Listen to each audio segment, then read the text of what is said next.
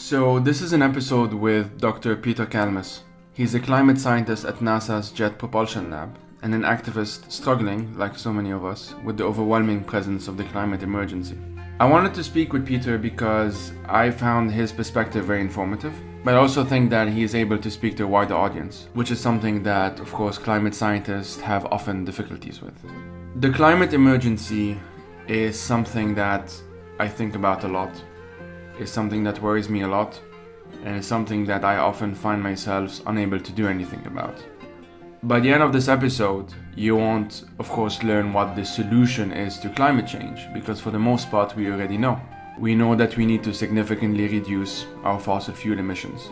We know that our food habits and travel habits are harming our living systems. And we know that a lot of the recent hurricanes and fires are caused or worsened by climate change. So this will be the first episode of many to come on the climate emergency. I've titled it Our Climate Emergency Present because I think we need to stop talking about the climate emergency like it's something that's going to happen in the future. So that's it from me. Thank you for listening. As usual, you can follow the podcast on Twitter at FireTheseTimes, and if you like what I do, please consider supporting this project with only $1 a month on Patreon on buymeacoffee.com, and you can also do so directly on PayPal if you prefer. Patreon is for monthly, PayPal is for one-offs, and Buy Me a Coffee has both options. And if you cannot donate, you can still help by reviewing this podcast on Apple Podcasts or wherever you get your podcasts. Thank you. I'm Peter Kalmus. I am a climate scientist and an author. I'm in Los Angeles. I work at NASA's Jet Propulsion Laboratory, but I'm definitely speaking on my own behalf here. But that's where I am, so that's technically true. I'm pretty terrified about climate breakdown. I'll cut to the chase. That kind of defines pretty much everything I do now, is to try to get humanity to take this very seriously and to act in a rapid, concerted way. So I think my belief is that, I'm trying to do everything I can to get systems change to kind of, to empower this grassroots climate movement, so that policymakers are forced to implement aggressive policies that create meaningful change that we can see in the global emissions curve. We need that emissions curve to go down. I think to get that emissions curve to go down quickly, we need a very, very powerful grassroots movement. So that's why I'm also an activist. So it's this sort of tension between being a scientist, and the cultural norms around being a scientist are to not rock the boat and to sound calm and to only talk about scientific facts, not to talk about how those facts make you feel. But those scientific facts make me feel terrified. And I've got two kids, and my parent instincts have kicked in big time. And so I'm compelled. I don't have a choice. I'm compelled to speak out like this and to try to raise the alarm. I used to be called alarmist. I think it's getting harder and harder for the people who, for whatever reason, don't want us to take action on climate change, and there's a lot of them. But it's getting harder for them now, I think, to pigeonhole me as an alarmist, because more people are getting alarmed because this, what we're seeing with the mega fires and the hurricanes and the flooding and the storms and sea level rise and heat waves. It's very, if you're paying attention at all, or if you're experiencing that firsthand, either one, it's very alarming. So that's basically who I am. Yeah, well, it's one of the reasons why I contacted you, obviously, and I appreciate you doing that through your Twitter account and also through your work off Twitter, obviously. I know about your book, Being the Change. Can we talk a bit about it, about like the motivation behind writing it, and what would be, if someone gets it, for example, what would they expect from the book? So we talk about the general theme. Sure. Yeah. So it came out in 2017. Around 2010, I've had, this has been a long journey kind of toward being like a really fire breathing climate activist. And knowing how to, I've been concerned since 2006, and I've seen this as an emergency since then. But it's been what's been long about the journey is how to be effective as an activist, and how to express what I'm really feeling, right? And to not message, and not to try to make assumptions about what people are going to resonate with, but just kind of find this authentic voice where I'm just saying what I truly believe or what I'm truly feeling as a human. Which is why my Twitter account is called Climate Human, for example. But in 2010, between 2010 and 2012, that was a period where I was increasingly seeing the very direct connection between burning fossil fuel and climate catastrophe. And we weren't at that point. Things were quite amazingly less intense than they are now. I mean, it's amazing how these 8 years between 2012 and today, the change in fires and storms and other impacts that we're seeing now is remarkable. How much, in my opinion, how much things have changed just in 8 years. Yeah. But I wasn't quite freaking out as hard. It still felt a little bit more like it was in the future back then. Now it feels like it's very much in the present. But the climate present is what back then I was thinking maybe we'd start to experience in like around mid-century. So I think my visceral sense of where we were heading in 2012 was about, I'm ashamed to say, like maybe 30 years too slow. And I knew the scientific projections, but I didn't know how it would feel like this, living through these mega fires in Southern California right now, and empathizing with the Australians who lived through the mega fires in Eastern Australia, last winter for them, so about 6 months ago. It's just remarkable how fast it's going. But back then, I was making this connection between fossil fuels, and it started to feel worse and worse to me personally to burn fossil fuels. So it's tricky, because when I say like I live on a tenth of fossil fuels, there's so much confusion over that simple statement.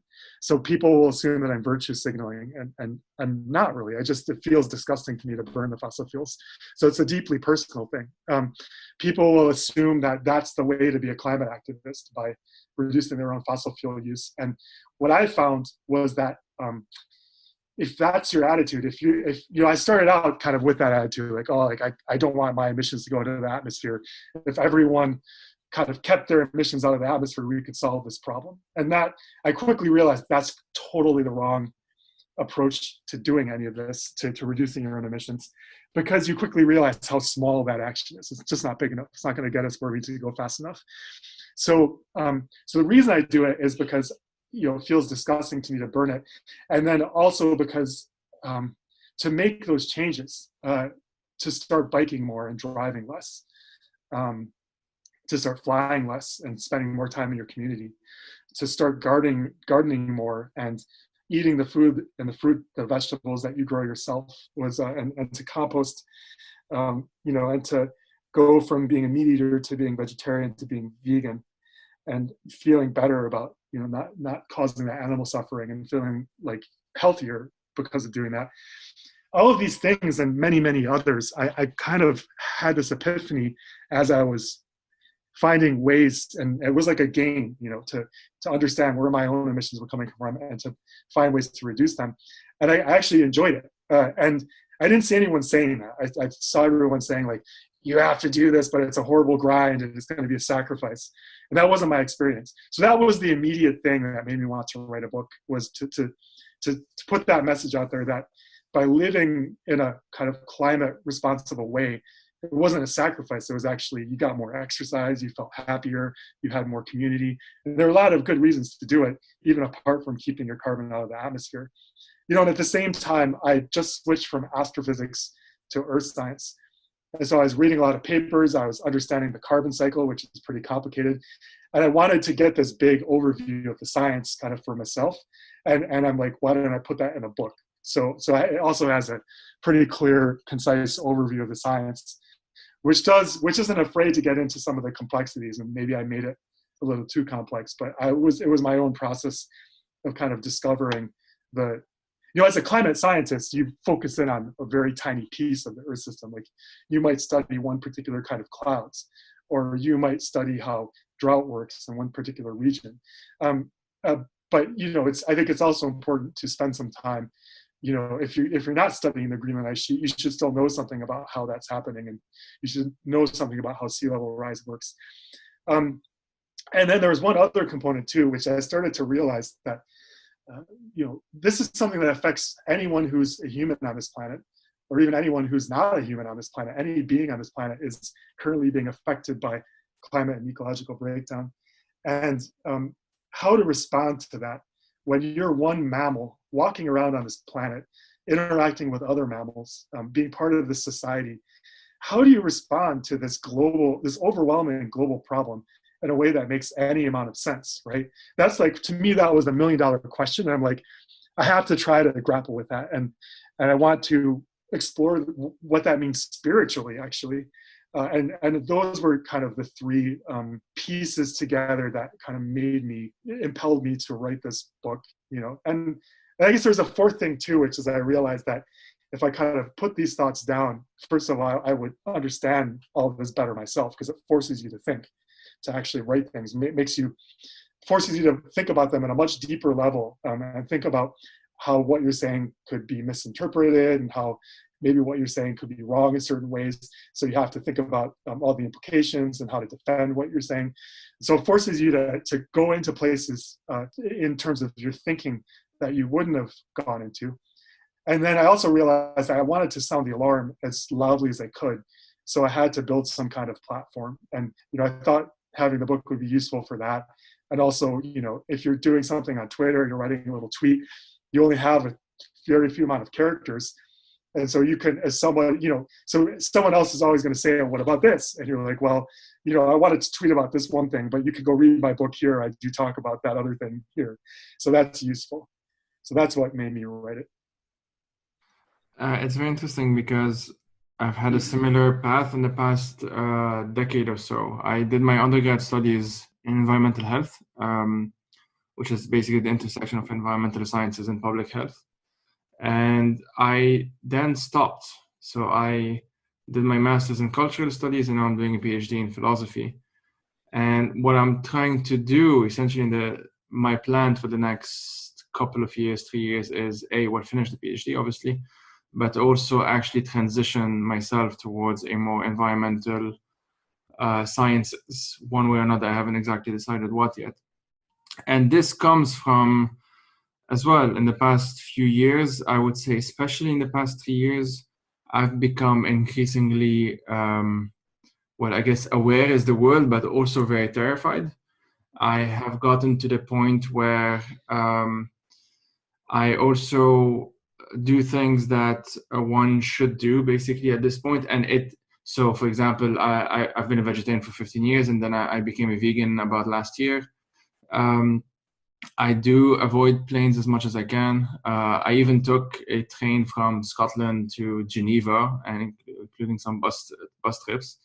And that, when I used to do that in the past, so like, let's say 3 or 4 years ago, I would actually feel like I had to justify myself. I had to explain that I'm not just being kooky and weird and this is just my thing and whatnot, but actually that I genuinely feel that this is what should be done.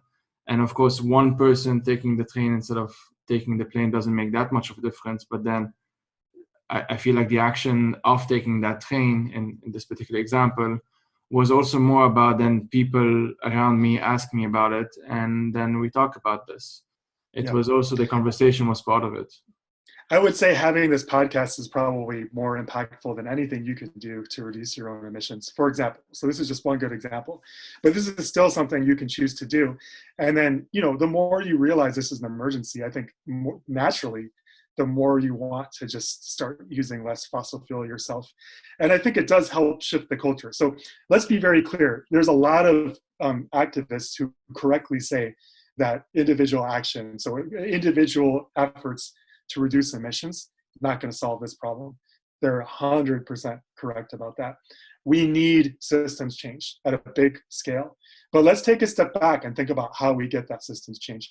So we've known about this happening, and the scientists have known for decades, governments have known for decades, fossil fuel corporations have known since the 1960s and 70s, right?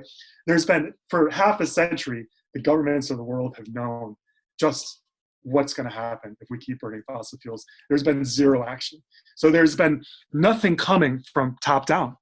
So if we continue expecting for this kind of systems change that we all agree that we need to come from the top down, for like the elected officials right now, the government leaders right now, to actually do the right thing and implement meaningful policies, sweeping policies that very rapidly, I'm talking within 10 years, we need no more fossil fuel industry. We've got to globally get rid of all fossil fuels in 10 years. That's where I'm at.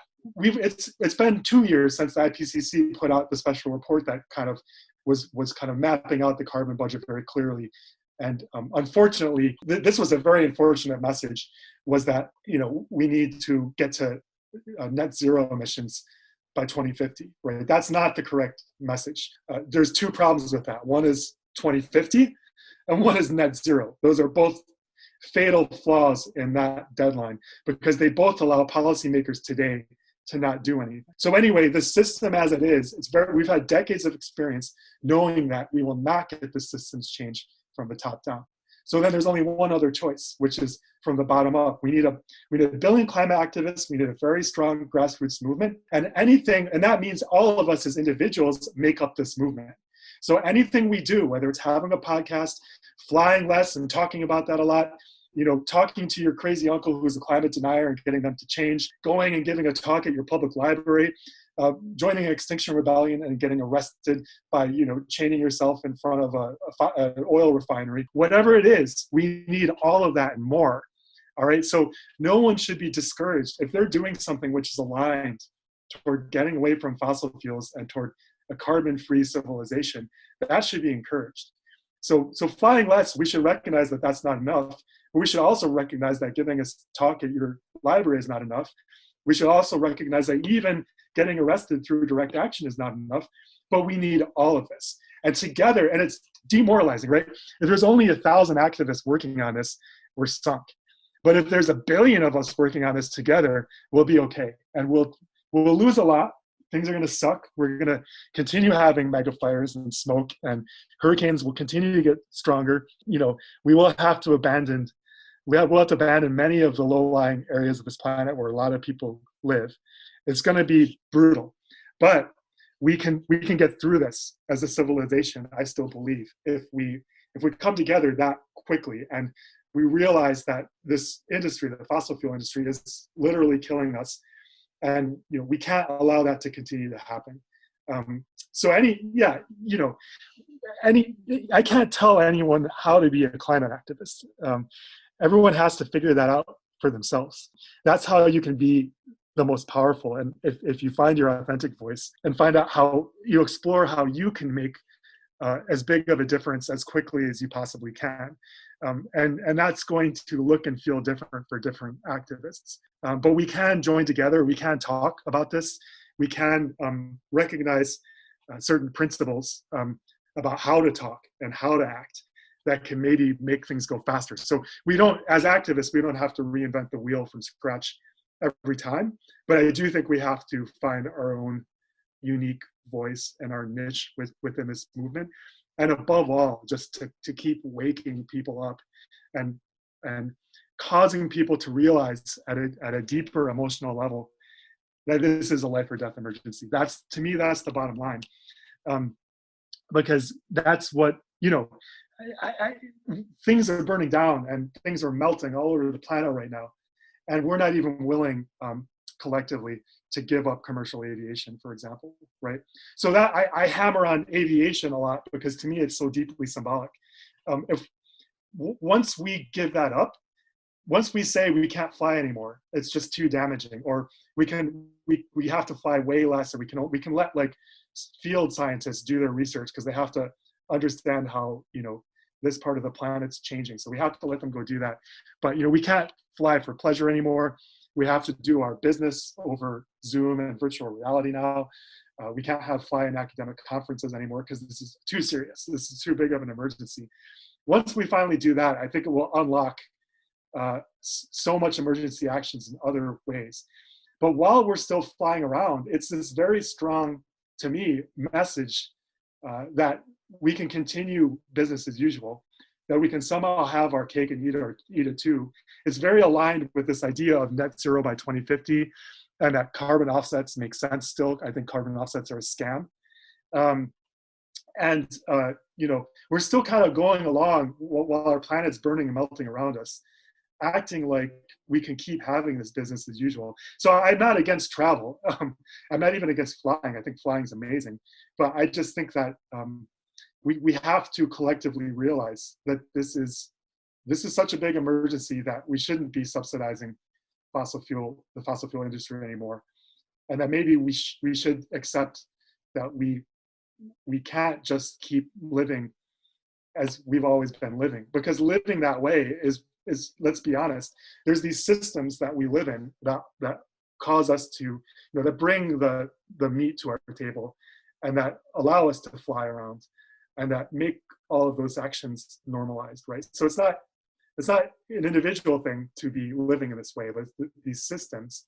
But we have to recognize that those systems are what have gotten us into this predicament. And so those systems have to change. And we will experience a difference in how we live our lives as those systems change.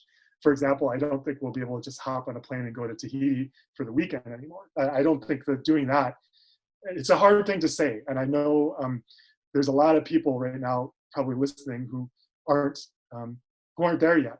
I think more people will get there over the years. I think 10 years from now, I hope by then it'll be accepted that we probably waited too long before we actually really started treating this like an emergency, and kind of going all in on, and that unwillingness to give up any amount of our fossil fuel privilege. I mean, I'm not even talking about not flying, really. I'm talking about flying less, right? That's the first step. And doing all these other things, and also being an activist in many other ways, and suing the fossil fuel corporation and suing our governments, and taking over the offices of policymakers, and all of that other stuff. We need that as well. But I just feel like symbolically it's so important to accept that this is such an emergency that we also have to start living with less energy as a species collectively. We are energy hogs, and we have this basically free source of energy in fossil fuels that's effectively free, and it makes a lot of sense that that it became the foundation of our entire economy, and the entire way that the richest people on this planet live in Europe and the United States and Australia, right? It's important to realize that there's a lot of climate justice aspects to flying too, right? Only the global rich fly. So yeah, I don't know. It feels weird to keep hammering on that because I know it's not a solution, but I see it as just something so symbolic, and as in a leverage point for trying to unlock the systems change that we all know we need. And that's not a message that plays very well on Twitter, because I think it's a little bit too subtle, but it's still what I believe. Well, speaking of Twitter, there was a Twitter thread that you posted in which you went into two basic concepts: trend and irreversibility. Sorry, I can't pronounce that. So I'll ask you to expand on those a bit. And part of the reason why I would ask that is I do think, a part of the problem, and I think the evidence bears that out, is we also need to learn how to speak about what we're dealing with in using even different languages, using new words. Some of the concepts that I didn't really understand until fairly recently are stuff like climate anxiety and climate grief, for example. There's shifting baseline, there is trend, irreversibility, all of those terms. If we equip ourselves with a new vocabulary as well, or not necessarily new, but at least equipped for different purposes, I feel like it allows people to comprehend the scale of what we're dealing with a bit better. Because I don't think, for the most part, where anyone who's not a climate scientist will be able to comprehend it at 100%. Even climate scientists, of course, can never get to 100%. It's more a matter of getting there a bit more, which I'm hoping anyway would at least make the urgency more palatable. Yeah, these are two very basic concepts that I kind of sensed that maybe a lot of people still didn't really kind of fully appreciate. Um, and I have there's this tension that I have between kind of knowing a lot about these issues, and at the same time knowing how much I don't know. And I think that's probably, I suspect that's shared by a lot of scientists. It's important as a scientist to know what you don't know. But anyway, these are two things that are very clear to me, and hopefully by talking about them, I can make them a little bit clearer to the public. And I think they're two of the best reasons to see this as a life or death emergency. Okay, so trend just means that we're like on an escalator into hotter temperatures. So we're still emitting globally as a species greenhouse gases approximately exponentially, with a doubling time of roughly 30 years, which is remarkable. So what this means is half of the carbon dioxide our species has emitted has occurred since 1990. That's just the mathematics of exponential growth. So what this means is, with as long as we keep doing that with 100% confidence, we can say that the planet's going to continue getting warmer and warmer and warmer. It has no choice.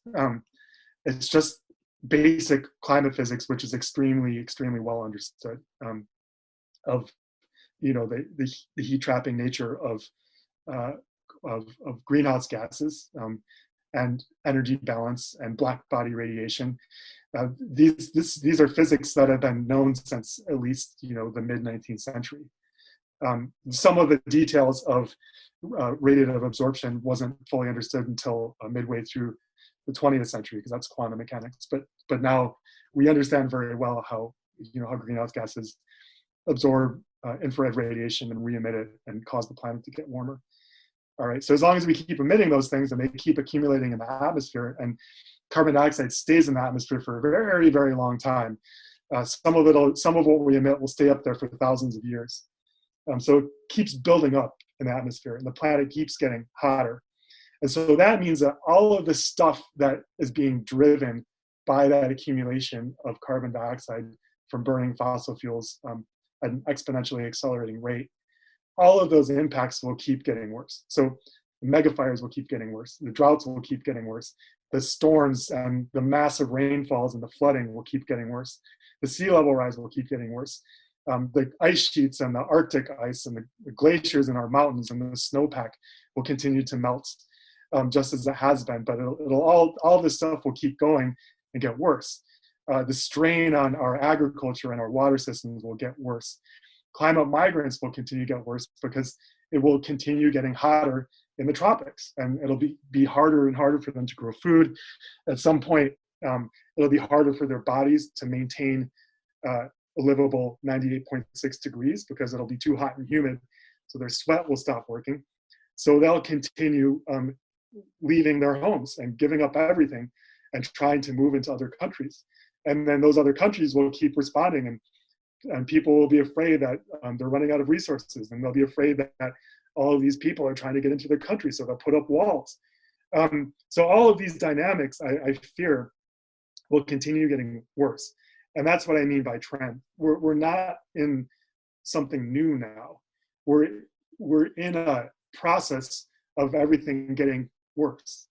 And it's going to get worse until we stop burning fossil fuels, until the entire fossil fuel industry is dead, to not mince words about it, right? Which is disturbing, because the fossil fuel industry enjoys massive subsidies. They lobby our policymakers. They enjoy massive political influence right now. They write laws that, and they fight legally to prevent their demise, and to continue making profit off of burning these fossil fuels. So they're very powerful, and they need to go away completely, very, very quickly, in order to stop that trend. So is that clear? That's what I mean by trend. Irreversibility is kind of the other side of the coin. What that basically means is, I don't believe we can just, people talk about just sucking the carbon dioxide back out of the atmosphere, and they make it sound very easy. I think it would be so hard as to probably be impossible. It would be extraordinarily expensive to do that. It would take a massive amount of infrastructure. It's a generational crime because we're basically saying it's just, if we say that net zero, we can suck this carbon out of the atmosphere, and we have to get there by 2050.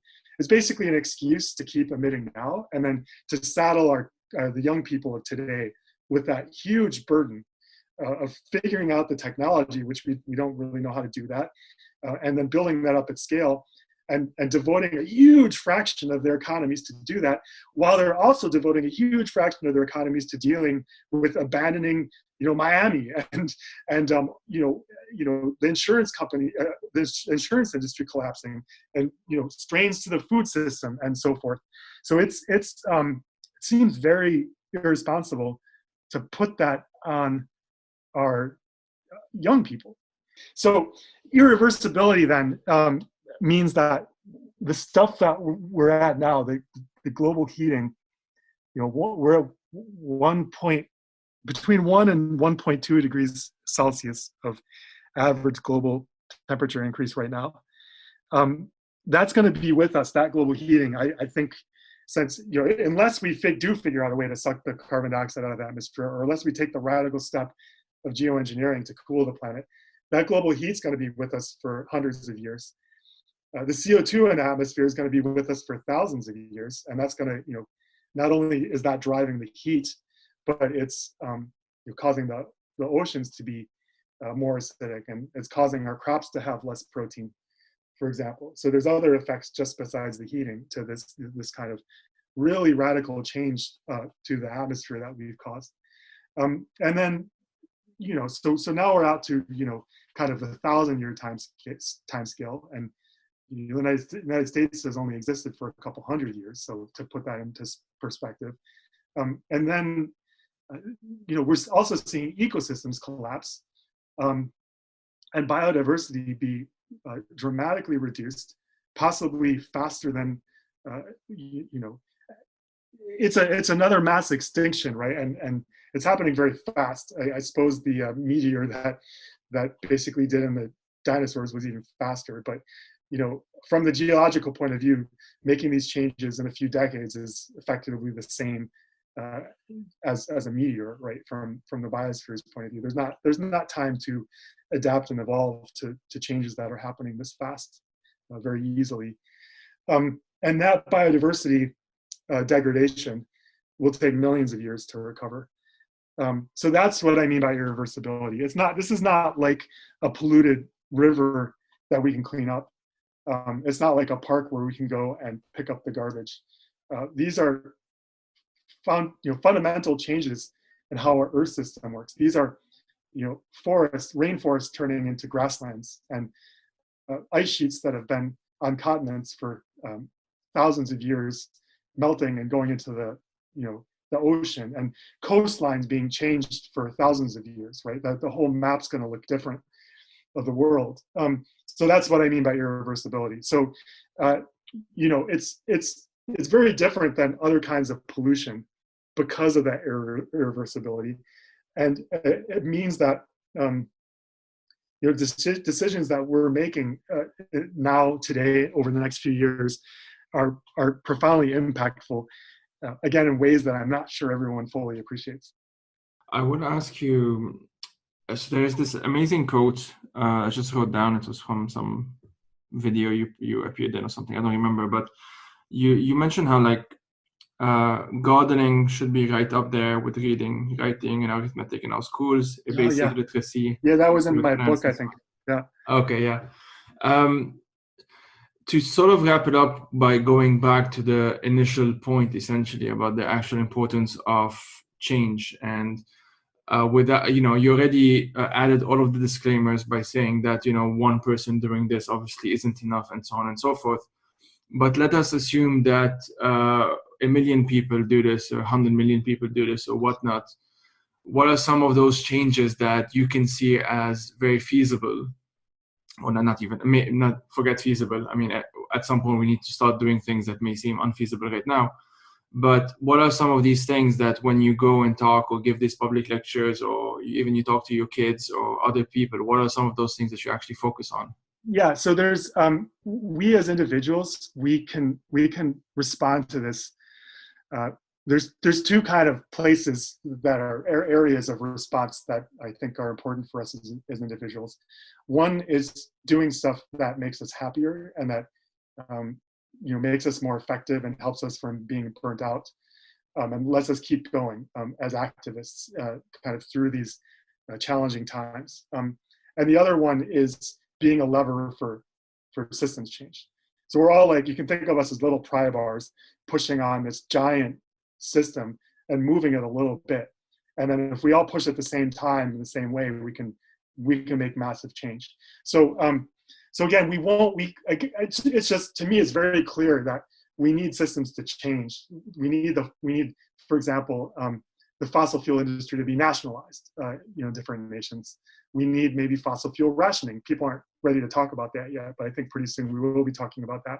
We need to ban all new fossil fuel infrastructure and the exploration for new fossil fuel. We have to end subsidies. California just announced that by 2035, you won't be able to buy a vehicle that's not electric here in California anymore, which is a good, again, that's not nearly enough, but like flying, I think that was a very important statement symbolically, because that's the kind of big picture kind of thinking. It feels a little radical, right? We won't allow automakers to sell gas cars in our state. That sounds radical, but it's not. Like, if you look at how big the problem is, that's a very, very tiny piece of it. But it's important because it takes us away from this complete silence. Like, we've had presidential debates in the US where they don't even talk about climate change. We have stories in the media about heat waves that don't even mention climate change. So even that small thing of only electric vehicles by 2035 is huge. Now, so as individuals, what can we do? Well, if it makes you feel better to have a garden, like it makes me feel better to have a garden, and I think it builds community, and it makes our communities more resilient, and it connects us to the earth, and it changes how we think about this pale blue dot. It makes us feel gratitude for what this earth provides. I mean, this earth, uh, everything we have, our bodies, our babies, our food, our water, the air that we breathe, the friends that we talk to, the technology that we use, all of this stuff literally comes from the earth, and we wouldn't be here if it wasn't for this planet. So we need to start feeling gratitude. To me, gardening is composting. That's a great way to do it. I know that's not going to directly solve this problem, but it's something that makes me feel better. So it's in that category. And then I think it allows me to it gives me this perspective of connection and the earth, and reminds me what I'm fighting for, which helps me be a more effective activist in the second sphere, which is being a lever for systems change. And you can do that by having these kinds of conversations, by talking to reporters, by speaking at your public library, by doing art and music that directly faces the climate emergency, by getting involved in direct action, and joining Extinction Rebellion and joining the Sunrise Movement in the United States. And there should be Sunrise movements starting in other countries that force policymakers, that get involved in the messy business of politics and try to get climate candidates elected and try to destroy the careers of climate deniers that might still be in office, right? So we need to change all of these systems which evolved in a civilization that was addicted to fossil fuels and was taking Earth's climate and the other sort of life-giving services that the Earth, these life support systems that you can't even put it into words, right? It's not something that can be monetized. It's everything. It's our entire existence here. Realizing that, I think, kind of is, for me at least, it's what powers my activism. So those two things are very connected. But yeah, we can't lose sight of the fact for sure that we need systems change and we need policies, but we just have to be very clear on how that happens, and realize that we can be profoundly impactful as individuals in order to make that happen. On that note, thank you a lot for taking the time to talk to me. This has been really informative and all-encompassing in just over half an hour. So I really appreciate you doing that. Yeah. Thanks for doing what you're doing, Joy. Keep speaking out and waking people up. Okay.